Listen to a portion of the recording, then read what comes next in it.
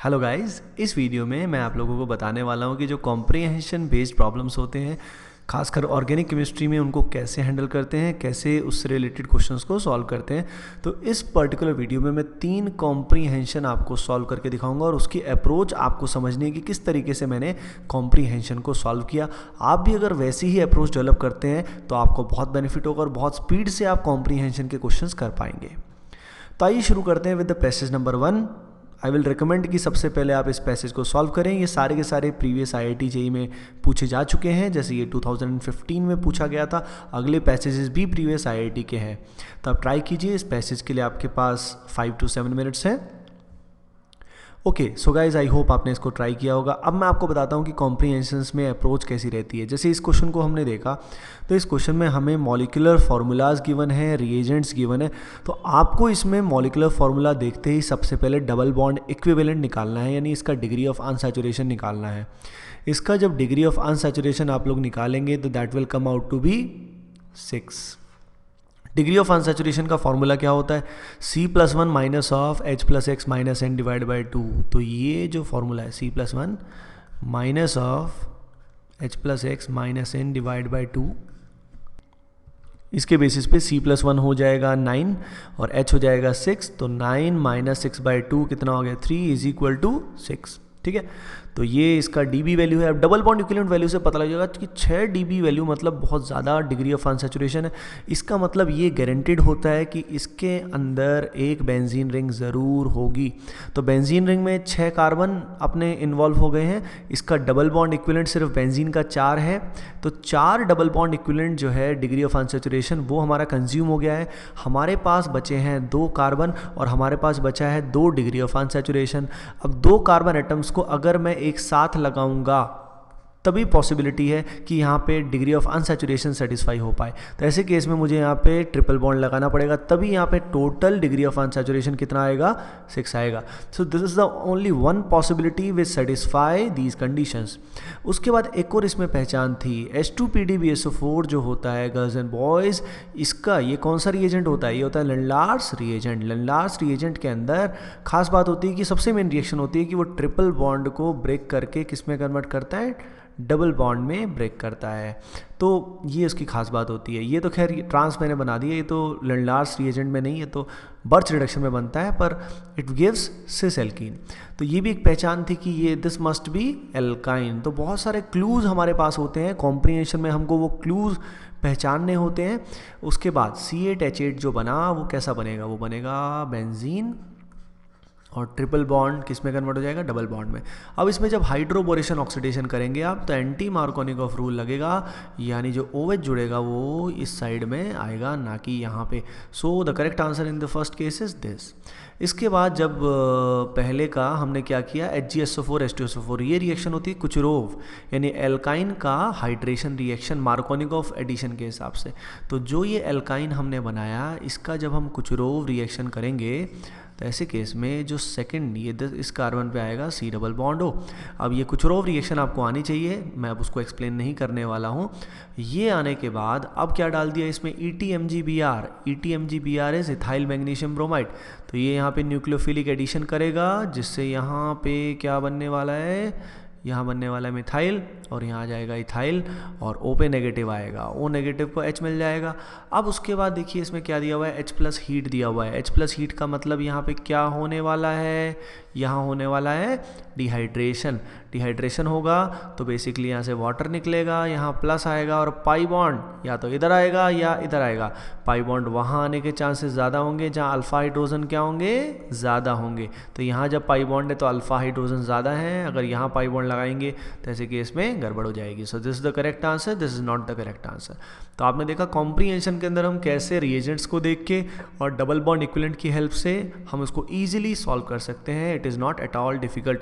अगर हम सीधा ऑप्शंस को देखना शुरू कर देंगे तो इससे गड़बड़ हो जाएगी, आप बहुत गलत डायरेक्शन में चले जाएंगे। तो आप डायरेक्टली कभी ऑप्शंस को ना देखें, मेरा यही रिकमेंडेशन है। आइए सॉल्व करते हैं कॉम्प्रिहेंशन नंबर 2। ये भी IIT JEE का क्वेश्चन है, बहुत ही अच्छा क्वेश्चन ये है। इसमें देखिए ये क्वेश्चन इनडायरेक्ट नहीं है, ये क्वेश्चन डायरेक्ट है, तो इसको ट्राई कीजिए। You have 5 to 7 minutes. Okay, so I hope आपने इसको ट्राई कर लिया होगा। So guys, the correct answers will be Agra in the case of 103 and इसमें आएगा C, Calcutta is the correct answer. तो देखिए इसको हम कैसे अप्रोच करेंगे। सबसे पहले हमने NaNH2 एक्सेस में लिया। सबको पता होना चाहिए sodamide act as a base.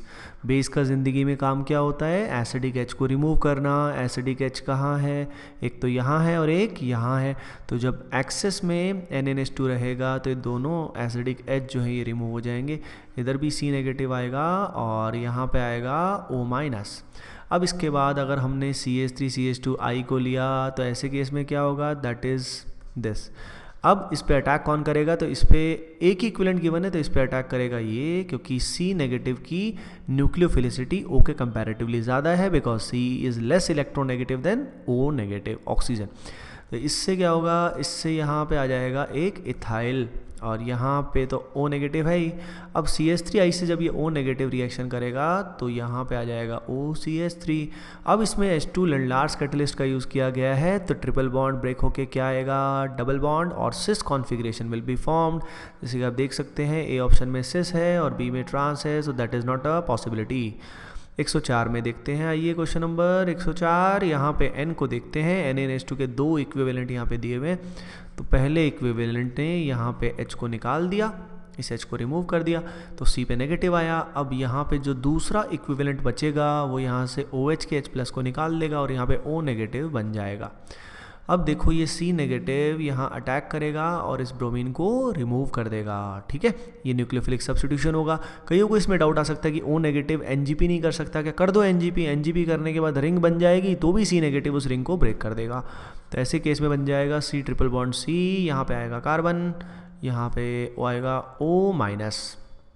ठीक है। अब इसके बाद इसका हाइड्रोलिसिस किया गया तो ऐसे केस में क्या होगा?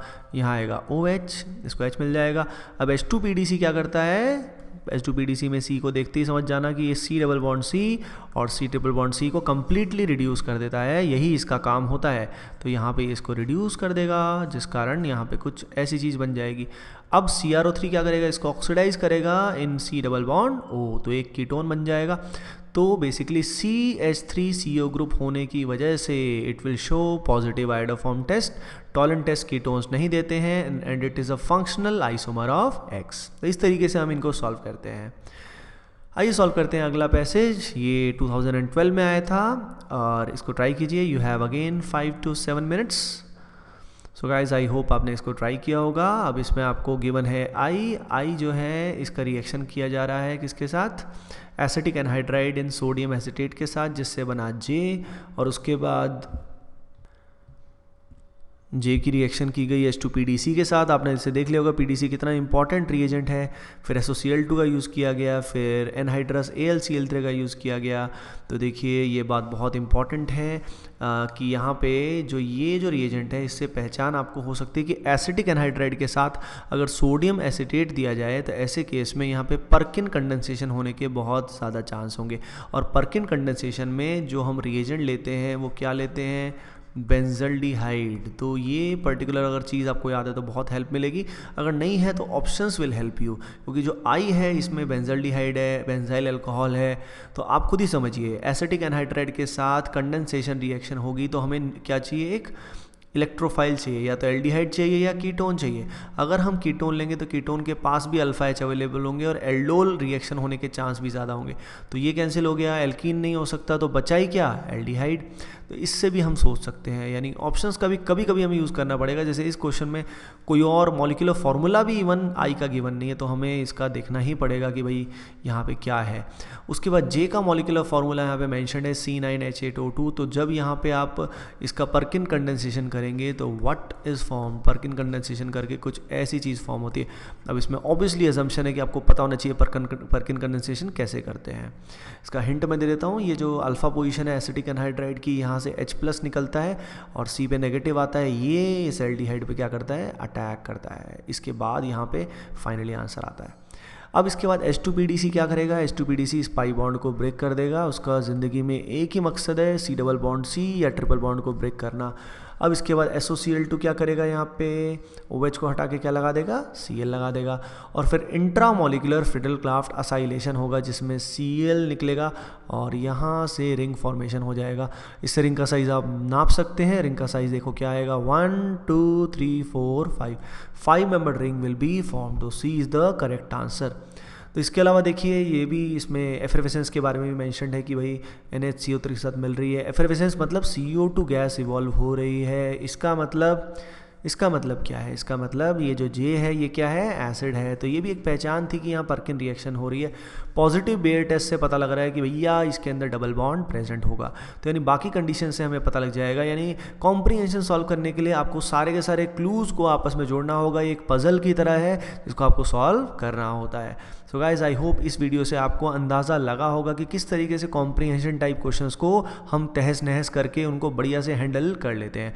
ओके गाइज, इन वीडियो से अगर आपको हेल्प मिल रही है एनी टाइम पढ़ाई एकेडमी के वीडियो से, तो प्लीज़ आप एक काम ज़रूर करें, एक फेवर ज़रूर करें। जो एनी टाइम पढ़ाई एकेडमी का फेसबुक का पेज है उसको आप ओपन कीजिए और उसको ज़रूर लाइक करें, और वहाँ पे एक रेटिंग होती है, वो रेटिंग आप जितनी अच्छी दे सकते हैं आप दीजिए। And guys, thanks for your love and support. Okay, bye bye.